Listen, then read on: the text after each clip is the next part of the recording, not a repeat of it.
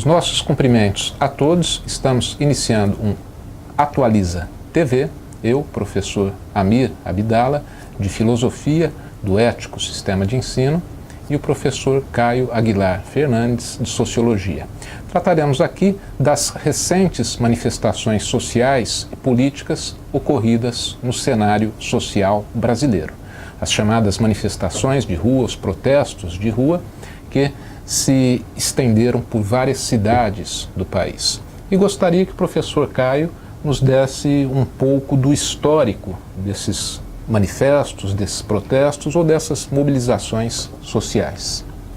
Bom, a gente pode dizer que o estopim desses movimentos foi a questão estabelecido pelo movimento Passe Livre, pelas questões ligadas ao aumento das tarifas de ônibus, principalmente em São Paulo.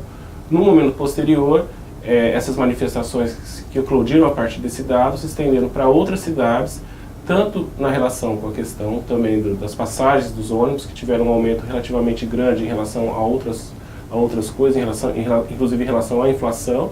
Só que, a partir daí, a gente teve uma expansão dessas manifestações e desses questionamentos para outras áreas, particularmente ligadas à questão da qualidade de vida, dos serviços públicos e a própria questão da representação política no Brasil.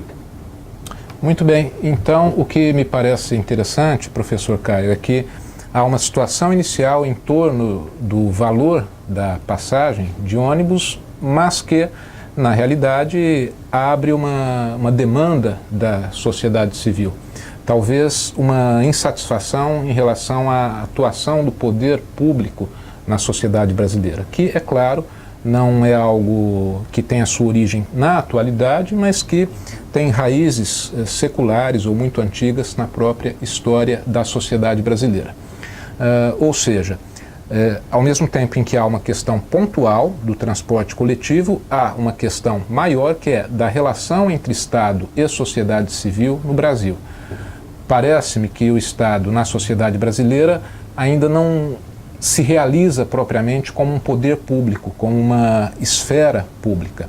E isso favorece esse tipo de conflito, esse tipo de manifestação. Ou seja, para resumir essa minha ideia inicial, o que perpassa, o que está presente nessas manifestações é um conflito entre interesses sociais, entre reivindicações de alguns grupos sociais e o modo como o poder público, o poder político é exercido na sociedade brasileira. Professor Caio, há também uma questão que eu considero muito interessante, que diz respeito a uma certa originalidade dessas manifestações recentes. Por quê? Se nós recuarmos até mobilizações como a Diretas Já, na década de 80, ou no início da década de 90, as manifestações pelo impeachment do presidente Collor, ali nós podemos localizar formas clássicas de mobilização. Não é a atuação, talvez, aí de instituições da sociedade civil bastante reconhecidas. O que há de diferente, o que há de novo nessas manifestações de 2013? Bom, eu acho que um dado importante e que, de fato, como o professor colocou, dá um diferencial muito grande para essas manifestações.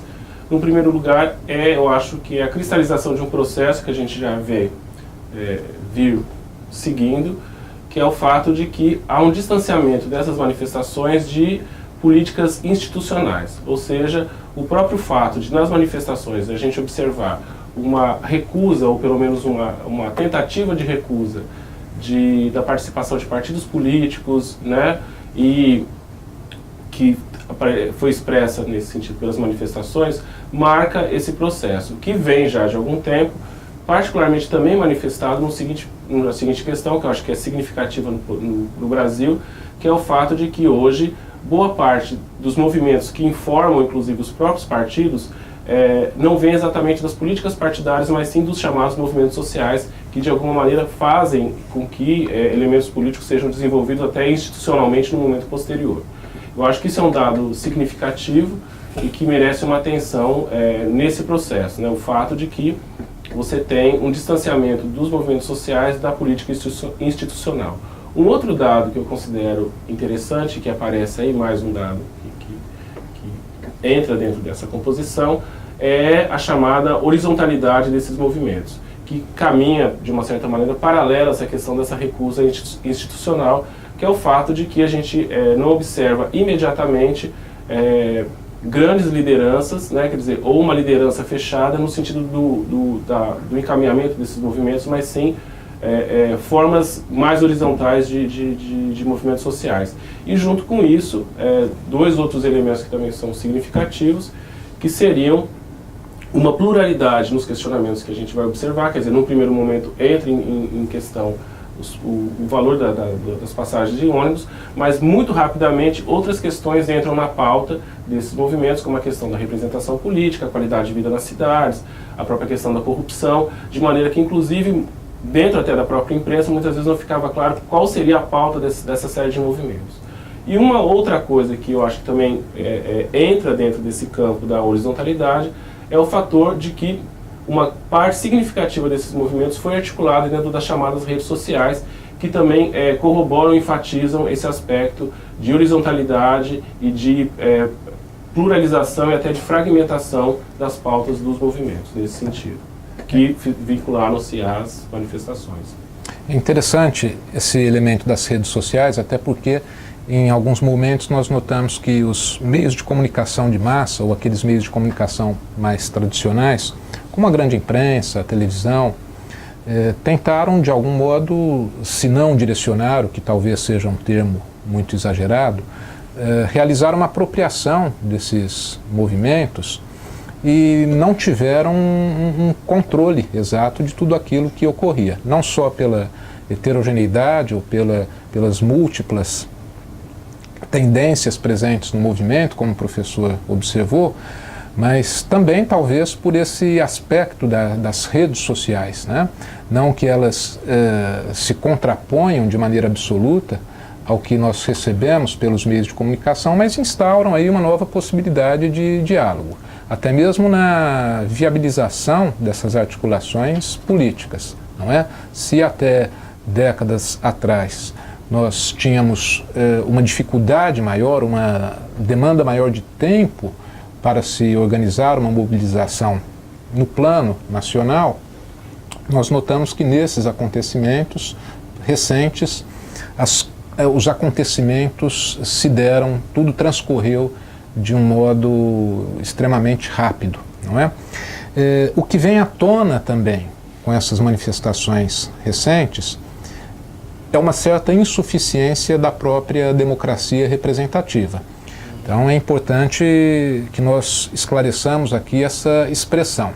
Dizer que a democracia representativa, do modo como nós a concebemos, com representação partidária, com eleições regulares, com liberdade de expressão, ou seja, aqueles traços que constituem a chamada democracia formal no Ocidente, quer dizer que isso é insuficiente, dizer que há uma insuficiência da democracia representativa, não significa dizer que ela seja desnecessária. É importante esclarecermos isso. Agora, com isso, nós pretendemos, sim, diagnosticar o fato de que ela não é suficiente, ela não é capaz atualmente de, pelo menos no momento contemporâneo do Brasil, de canalizar institucionalmente todas as demandas, todas as tendências e todos os conflitos existentes na sociedade civil. E nesse interior nós localizamos também um problema de representação partidária, de representação política até clássica, eu chamaria, porque não só os partidos, mas também os sindicatos pouco controle tiveram sobre essas mobilizações e, em certo sentido, até mesmo foram rechaçados, né? A sua atuação foi recusada. É um movimento plural, ao mesmo tempo com tendências diferentes e algumas vezes opostas, conflitantes nesses movimentos sociais. Nós também podemos localizar conflitos no interior das próprias mobilizações, das manifestações de rua.